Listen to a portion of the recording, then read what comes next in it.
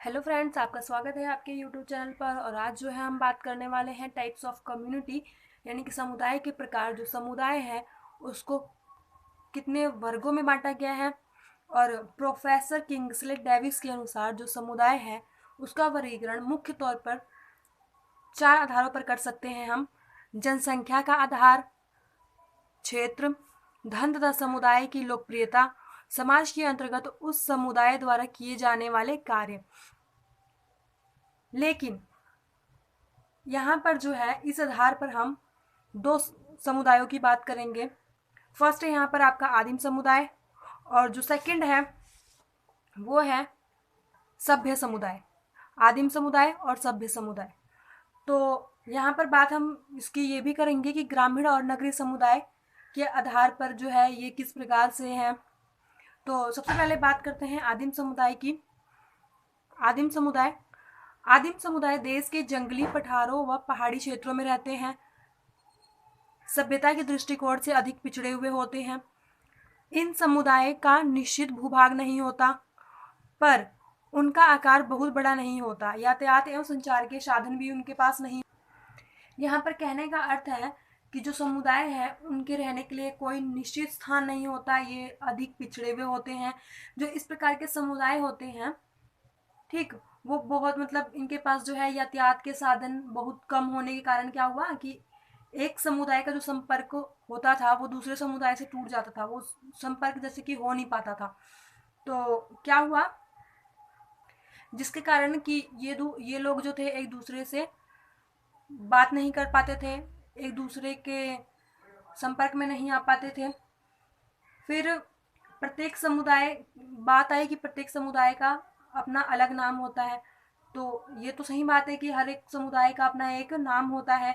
अनेक आदिम समुदाय के जो लोग थे वो नग्न या फिर अर्धनग्न होते थे, यानी कि वो कपड़े नहीं पहनते थे। कुछ लोग कपड़े पहनते थे, कुछ लोग नहीं पहनते थे। आप देख सकते वस्त्र का उपयोग कम से कम करते हैं। इनमें जो होता है कि छल कपट नहीं होता, और यह बड़े भोले भाले होते हैं। और क्या होता है कि एक समुदाय के जो लोग हैं वो रक्त संबंधी, यानी कि ब्लड रिलेशन वाले होते हैं, एक दूसरे के रिश्तेदार होते हैं। और इसी चीज को वो महत्व देते हैं। अपने समुदाय में दूसरे लोगों का आना वो स्वीकार नहीं करते थे। इसमें क्या था कि औद्योगिकरण जो था उसका विकास न के बराबर था। औद्योगिकरण था ही नहीं। ये कुछ उपकरणों की सहायता से क्या करते थे कि अधिकांश उत्पादन कार्य हाथ से ही कर लेते थे। उनको क्या होता था कि श्रम विभाजन व विशेषीकरण का बहुत ही, उनको ये सब चीजें बहुत ही कम देखने को मिलती थी। और एक ही व्यक्ति जो था समुदाय में, क्या होता था कि पहले के टाइम में एक ही जो व्यक्ति होता था वो समुदाय का मुखिया भी हो सकता था, पुजारी भी हो सकता था। यहाँ तक कि वो चिकित्सक, यानी कि जो पहले के टाइम में चिकित्सक होते थे आयुर्वेदिक वाले, वो भी होता था, कारीगर भी होता था, सबको काम भी सिखाता था और अपने कम्युनिटी को बांध के भी रखता था। ठीक है, लेकिन क्या होता था, जो आदिम समुदाय था उसमें जो विवाह की बात करें तो इनमें क्या होता था कि हरण विवाह होता था, विनिमय विवाह की स्वतंत्रता थी, और यौन संबंध बनाने की स्वतंत्रता थी। ये सब चीजें जो है आदिम समुदाय में देखने को मिलती। लेकिन अब बात करते हैं हम जो सभ्य समुदाय है उसकी। ये समुदाय क्या था, अपेक्षाकृत बड़े जटिल तथा प्रगतिशील। सॉरी, ये आपको दिखानी होगा, 1 मिनट। हाँ, सेकेंड पॉइंट है सभ्य समुदाय। ये समुदाय अपेक्षाकृत बड़े, जटिल तथा प्रगतिशील होते हैं और एक निश्चित भूभाग पर बसे हुए हैं। इनका अपना एक निश्चित नाम होता है। गांव, शहर, प्रांत, क्षेत्र, राष्ट्र के रूप में ये समुदाय फैले हुए हैं। ठीक, तो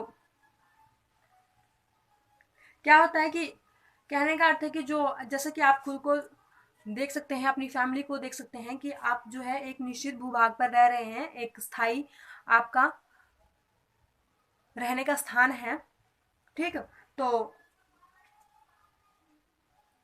ऐसे समुदाय में ज्ञान, विज्ञान तथा औद्योगिकरण जो है, औद्योगिक है, इनका जो प्राप्त विकास होता है। उत्पादन कार्यों में जो है मशीन हो गया, कंप्यूटर तथा मोबाइल, इंटरनेट आदि के होने के कारण क्या हुआ कि अनेक प्रकार के उत्पादन जो है बड़े पैमाने पर होने लगे।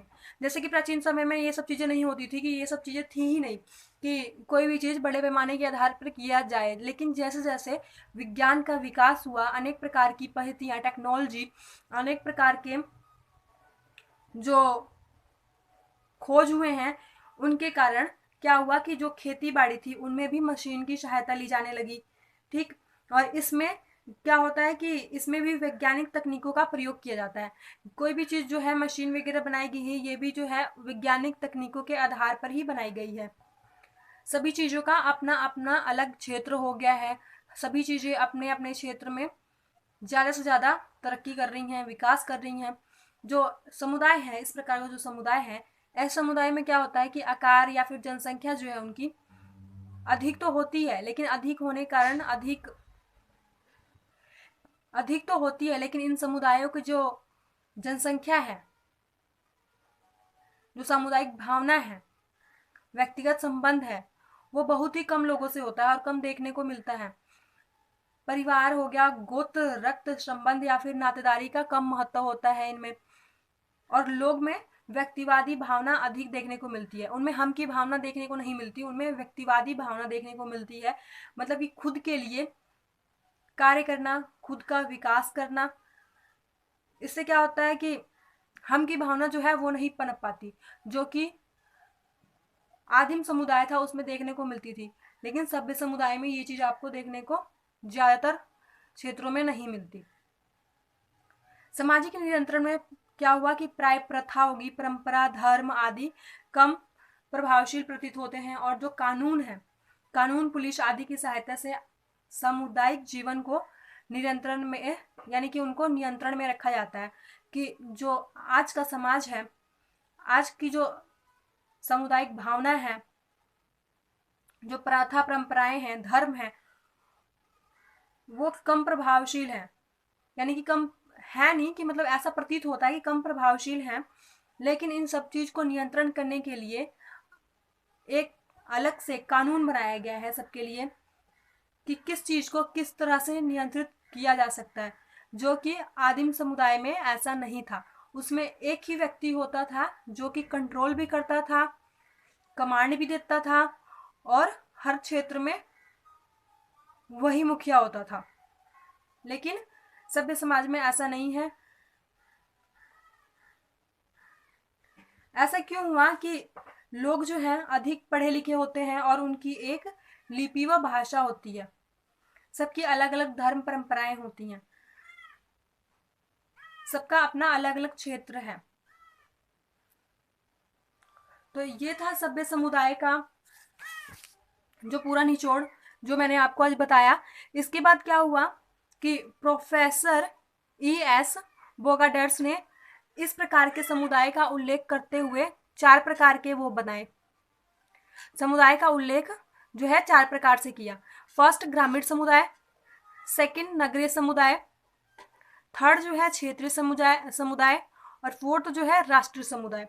यानी कि अलग अलग आधार पर समुदाय बनाए गए। ग्रामीण समुदाय, नगरीय समुदाय। ग्रामीण समुदाय यानी कि जो ग्राम में रहते हैं, जो गांव में रहते हैं, उन समुदायों की बात की गई है। नगरीय समुदाय, शहर की बात की गई है, शहर का कैसा रहन सहन, खान पान, लोगों का कल्चर, उनकी एक्टिविटीज़ कैसी हैं, और ग्रामीण समुदाय में कैसी हैं। आप इन दोनों के बीच में डिफरेंस कर सकते हैं कि अगर ग्राम में जाएं, आप गांव में जाएं, तो आपको ज़्यादातर जो है फर्क देखने को मिलेगा दोनों ही लेवल पे, कि कौन सा क्षेत्र किस प्रकार का है। क्षेत्र समुदाय भी हैं, एरिया के आधार पर अलग अलग समुदाय हैं। राष्ट्रीयता के आधार पर भी समुदाय बनाए गए हैं, कि राष्ट्र के आधार पर अनेक समुदाय बनाए गए हैं, क्षेत्र के समुदाय बनाए गए हैं। तो इन सब का अलग अलग क्षेत्र है, और सभी क्षेत्र में आपको अलग अलग तरीके के अलग अलग समुदाय देखने को मिलेंगे। तो ये था आज हमारा जो टॉपिक हमने किया, समुदाय के प्रकार, टाइप्स ऑफ कम्युनिटी, जिसमें हमने जाना जो प्राचीन काल था उसमें जो आदिम समुदाय था वो, उसके बीच और सभ्य समुदाय के बीच आप क्या डिफरेंस समझ सकते हैं। इससे चाहे तो आप पेपर के लिए इसको प्रिपेयर कर सकते हैं ऐसे भी, कि हाँ अगर आपको डिफरेंस आ गया तो आपने कैसे करना है।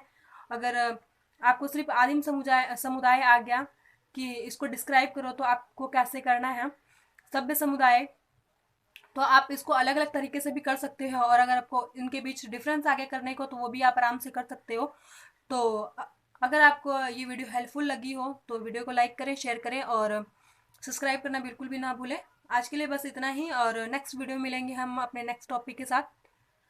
धन्यवाद।